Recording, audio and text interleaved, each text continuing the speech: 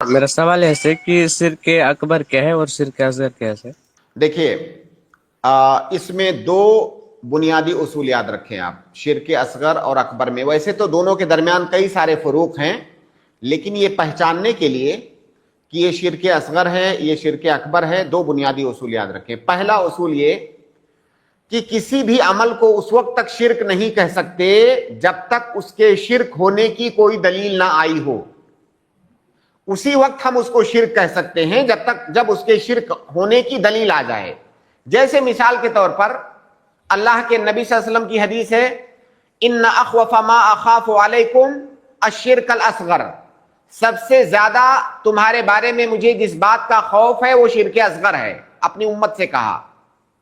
صحابہ کرام نے پوچھا شرک اصغر کیا ہے، وہ کون سی چیز ہے؟ اللہ کے نبی صلی اللہ علیہ وسلم نے کہا الریا، ریاکاری۔ تو اللہ کے نبی صلی اللہ علیہ وسلم نے ریا کو شرک بتا دیا۔ تو سب سے پہلے ہمیں یہ جاننا ضروری ہے کہ کیا جس عمل کو ہم شرک کہہ رہے ہیں اس کے شرک ہونے کی کوئی دلیل آئی ہے کہ نہیں۔ تو یہ پہلا اصول۔ اب ہمیں یہ پتا چل گیا کہ اس کے شرک ہونے کی دلیل آ گئی ہے۔ اب یہ کیسے جانیں گے کہ یہ شرک اصغر ہے یا اکبر ہے؟ اس کے لیے دوسرا اصول ہے۔ اگر کوئی عمل ایسا ہے کہ جس کے کرنے سے ہم شرک اکبر تک جا سکتے ہیں، یعنی وہ شرک اکبر تک لے جانے کا وسیلہ بن سکتا ہے، تو وہ شرک اصغر ہے۔ اگر وہ شرک اکبر تک لے جانے کا وسیلہ بن سکتا ہے تو وہ شرک اصغر ہے۔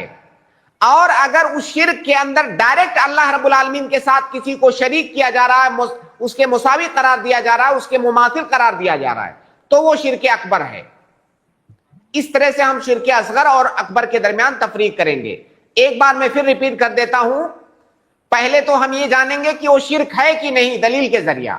جب پتہ چل جائے گا کہ اس کو شرک کہا گیا ہے تو ہم دیکھیں گے کہ اگر وہ صرف وسیلہ ہے، شرک اکبر تک لے جانے کا وسیلہ بن سکتا ہے، تو یہ شرک اصغر ہے۔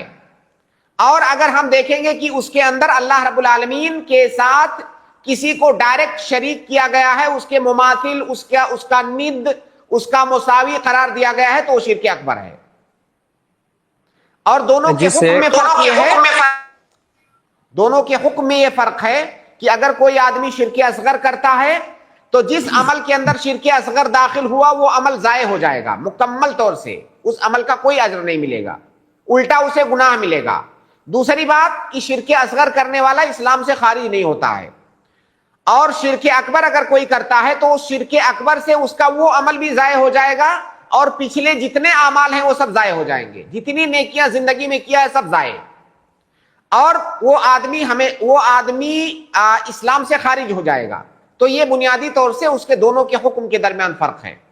جیسے جس طرح سے کہ تعویذ پہنے، جس طرح حدیث میں ہے کہ شرک ہے، تو اگر کوئی تعویذ نیت سے پہنے کہ یہ ہماری حفاظت کرے گا یا بیماری سے بچائے گا، یا کوئی بھی جڑی بوٹی یا کچھ بھی ہو اس نیت سے پہنے، تو کیا یہ شرک اکبر میں آئے گا؟ اور اگر وہ بغیر توبہ کے مر جائے تو کیا ہمیشہ جہنم میں جائے گا سے؟ ابھی میں نے آپ کو بتایا، وہ اسی اصول کو یہاں پر فٹ کرتے ہیں ہم۔ میں نے آپ کو بتایا کہ پہلے تو ہم یہ دیکھیں گے کہ وہ عمل جس کے بارے میں ہم بات کر رہے ہیں کیا اس کو شرک کہا گیا ہے کسی دلیل میں کہ نہیں۔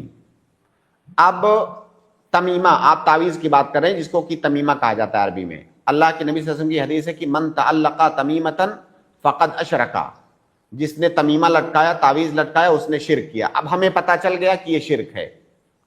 اب ہمیں یہ جاننا ہے کہ کیا یہ شرک اصغر ہے کہ شرک اکبر ہے۔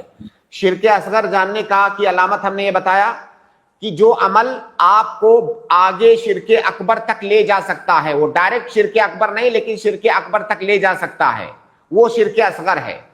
تمیمہ اگر کوئی آدمی لٹکا رہا ہے تو وہ آدمی یہ سمجھتا ہے کہ یہ جو تعویذ میں نے لٹکایا ہے یہ تعویذ سبب بنے گا مجھے شفا دینے کا، اور اللہ رب العالمین نے وہ تمام چیزیں جن کو اللہ رب العالمین نے شرعی سبب نہیں بنایا ہے، اگر کوئی آدمی اس کو سبب بناتا ہے تو یہ شرک اصغر ہے۔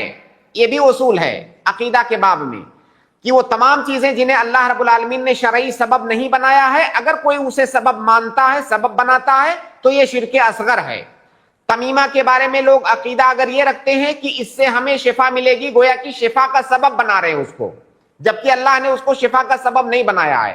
اب اس کا مطلب یہ ہے کہ یہ شرک اصغر ہے، کیونکہ ایک ایسی چیز جو سبب نہیں مانا ہے جس کو شریعت نے، وہ آدمی سبب بنا رہا ہے اس کو، تو یہ شرک اصغر ہوا.